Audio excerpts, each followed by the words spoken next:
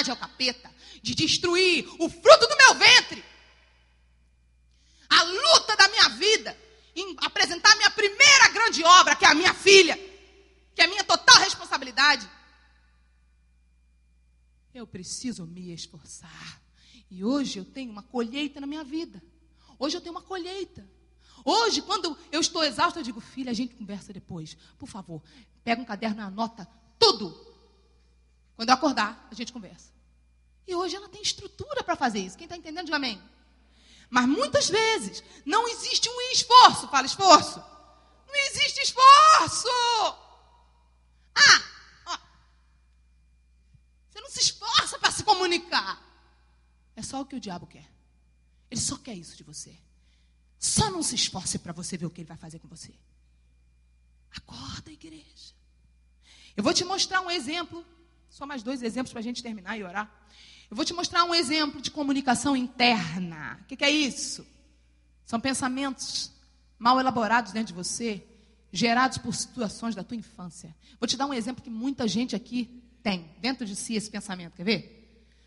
Não posso deixar comida sobrando no prato, porque tem muita gente passando fome.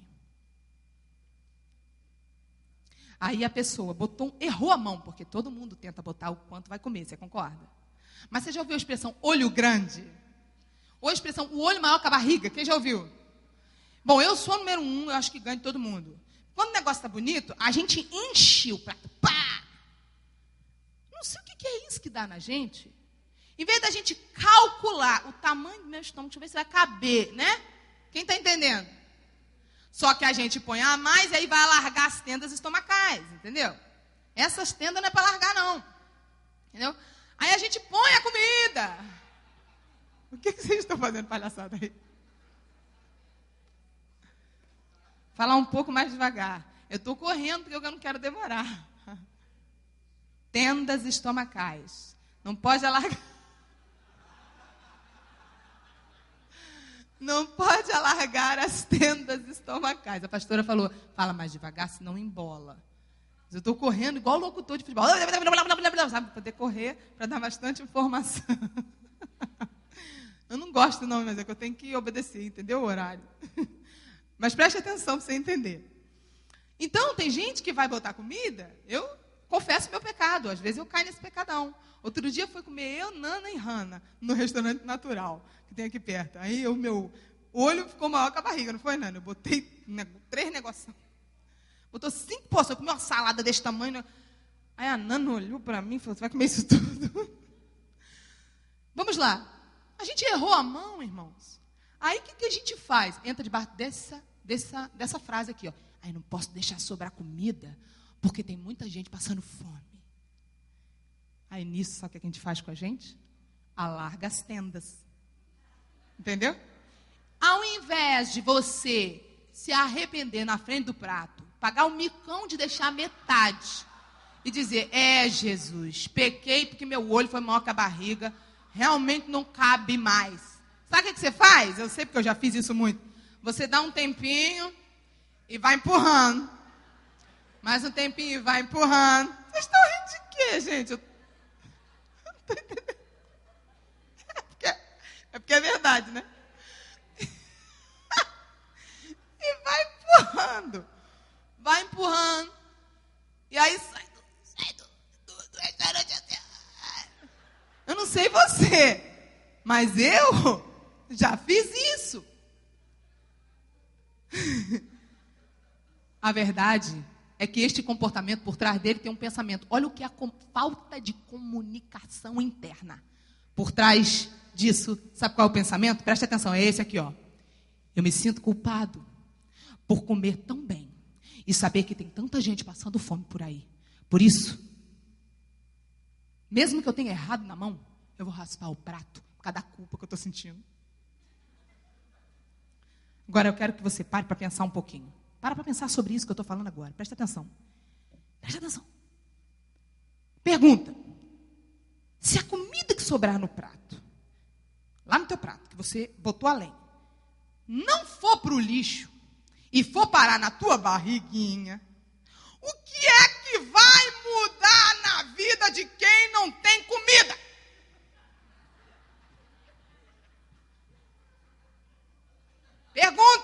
Pergunta.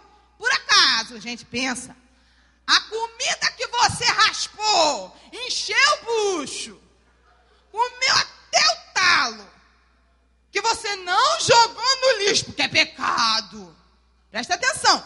Por acaso, esta comida que você entupiu tua barriga, por acaso, a minha pergunta é, será que ao comer aquela comida que ia sobrar, ela se transfere telepaticamente para a barriga daquela pessoa que está passando fome?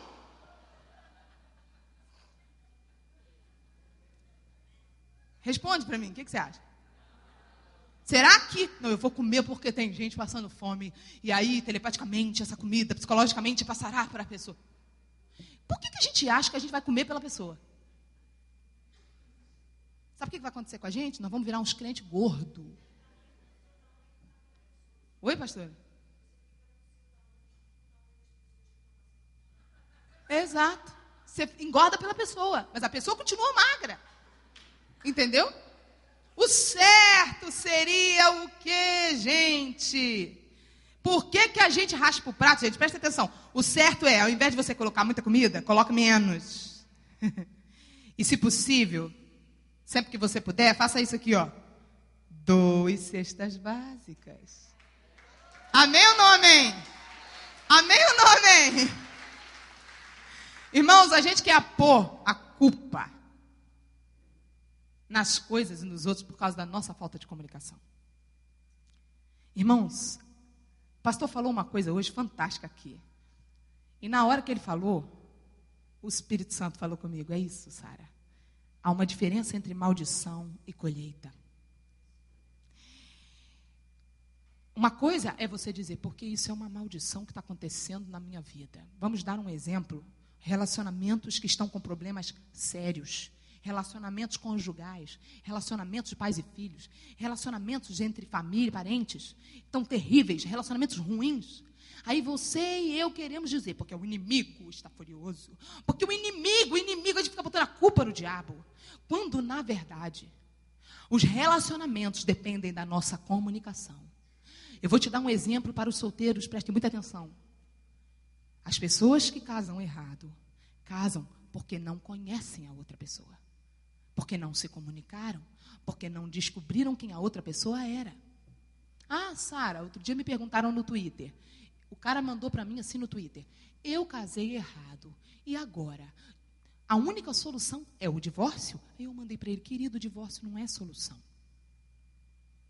Divórcio não é opção para crente.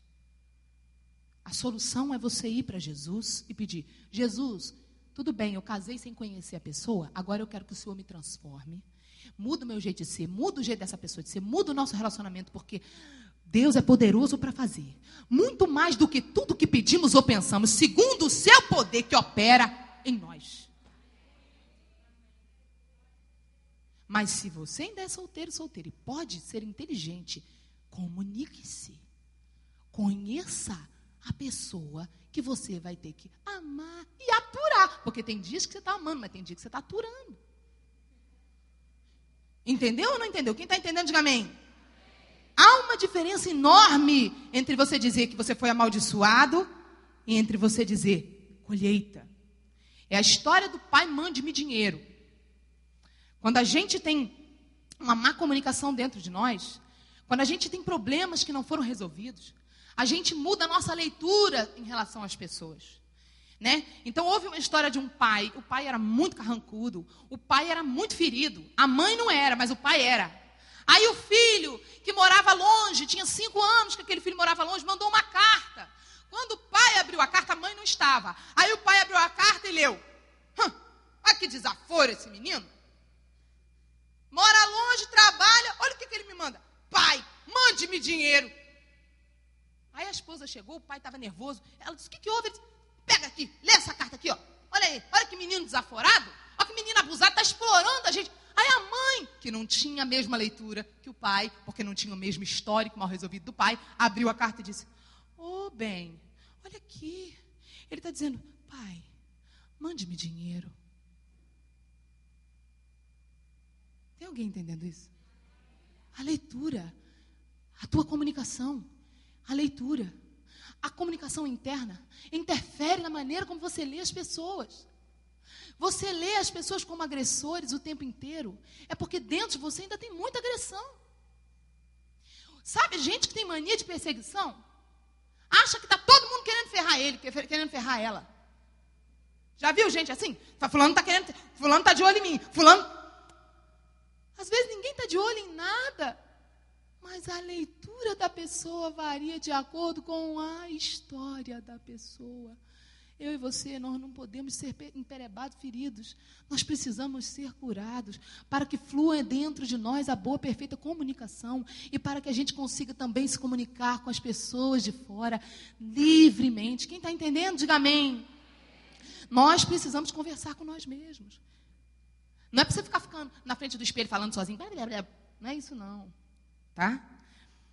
Eu estou falando de você gerenciar os teus pensamentos, gerenciar as tuas emoções. Por quê, irmãos? Pergunta por quê? Porque a tua e a minha alma. A alma é terrivelmente influenciável pelo mundo exterior, pelas coisas superficiais da vida. E isso interfere na nossa comunicação. Isso interfere. Eu vou te contar uma para encerrar. Um dia eu estava no Facebook. Eu comecei a ler relatórios ali no Facebook. Tem um relatório da vida das pessoas. Elas vão dando notícias, vão contando o que elas estão fazendo.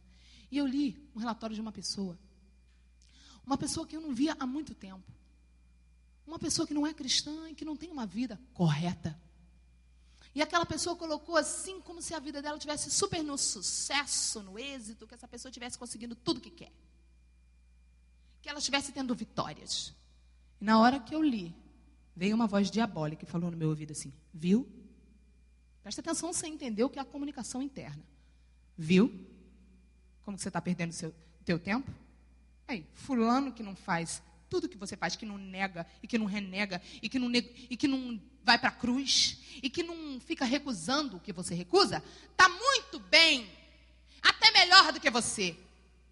Na mesma hora, eu fechei a tela do computador e fui direto na minha comunicação com o Senhor. Imediatamente eu não deixei aquilo germinar em mim, eu não deixei aquilo fermentar no meu coração, na minha mente. Imediatamente eu falei, opa! Como é que é, capeta? Isso aqui não vem de Deus, nem da minha mente, esse tipo de pensamento maligno. Fechei a tampa do computador e falei, comuniquei. Senhor, olha só, o senhor ouviu o que o diabo falou?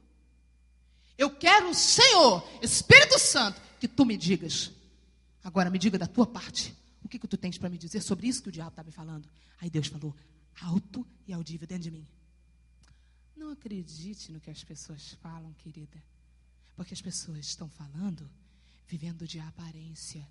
Muita gente vai falar, mas só elas sabem como elas estão quando elas deitam a cabecinha no travesseiro. E ele disse para mim, como é você quando deita a cabeça no travesseiro, Sara? E eu disse, eu sou maravilhosa, Senhor. Eu deito a minha cabeça no travesseiro, eu suspiro de paz e de amor pelo Senhor.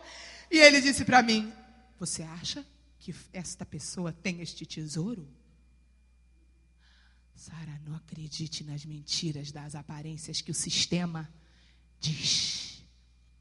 Não é para você acreditar em tudo que você lê. Quem entendeu? A comunicação.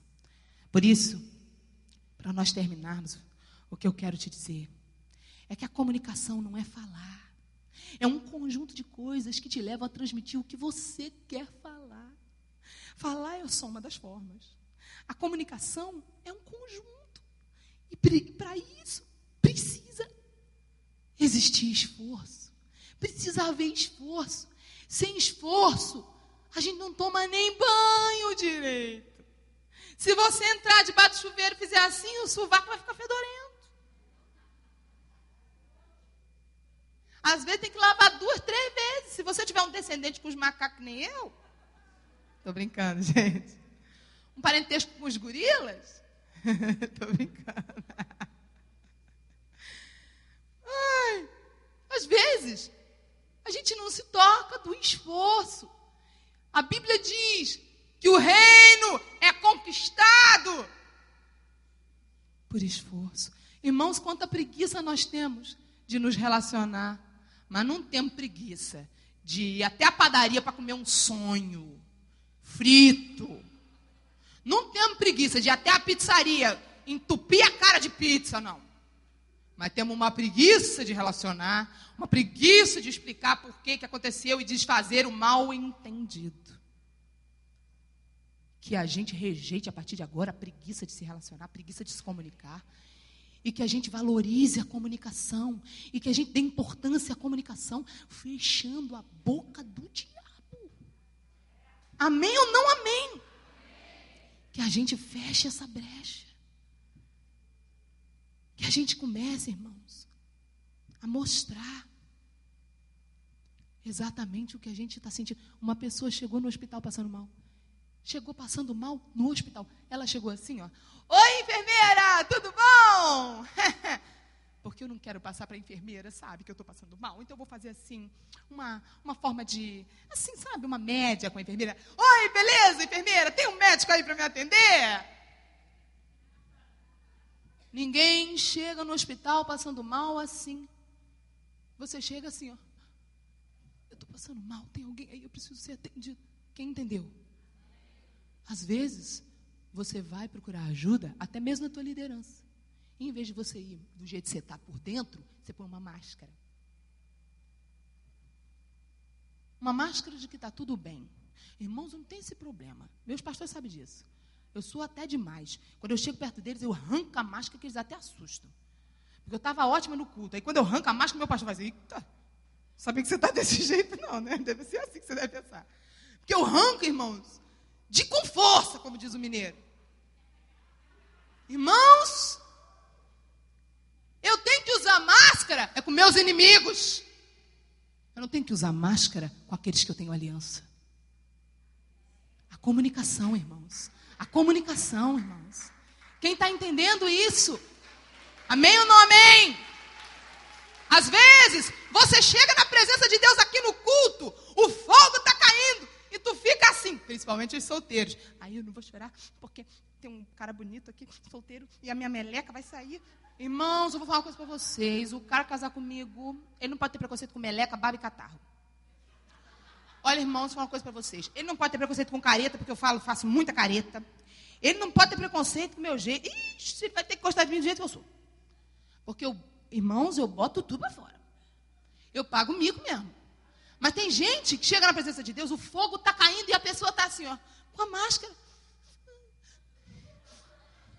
Aí no dia seguinte vai para o trabalho, cheio de gente que é ímpia, incrédula, com bicho, com coisa. Aí no trabalho desaba. Aí abre o coração para o colega de trabalho. Eu me lembro quando eu me converti, minha mãe não era convertida, então eu não ria. Eu não ria. Por 2 anos eu só chorava. Todos os cultos eu só chorava. Todos os apelos que o pastor Zé Antônio fazia, eu ia na frente. Eu acho que eu aceitei Jesus umas 200 vezes. Todos! Eu ia. O pastor falou, vem na frente, eu já estava. Eu era a primeira. Chorando.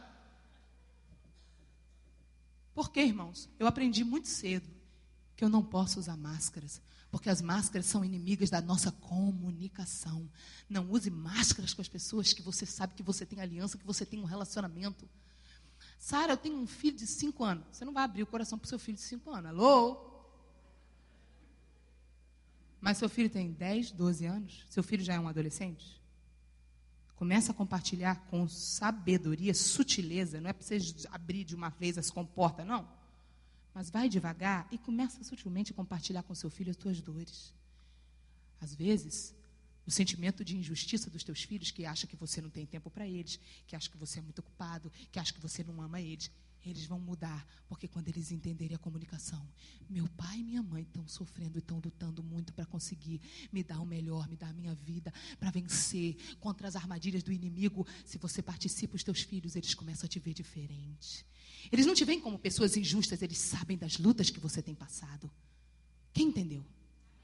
Irmãos, dificilmente eu não consigo alguma coisa. Em qualquer lugar que eu preciso, um serviço, em algum lugar que eu estiver. Sabe por quê? Eu já ensinei minha filha. Eu conto drama. Irmãos, eu conto drama. Eu chego na cozinha de um hotel, eu ligo, o cara falou, a cozinha fechou. Eu vou lá, bato na porta da cozinha e digo para ele, deixa eu te falar, aconteceu assim. O cara fica tão comovido que ele vai fazer comida para mim.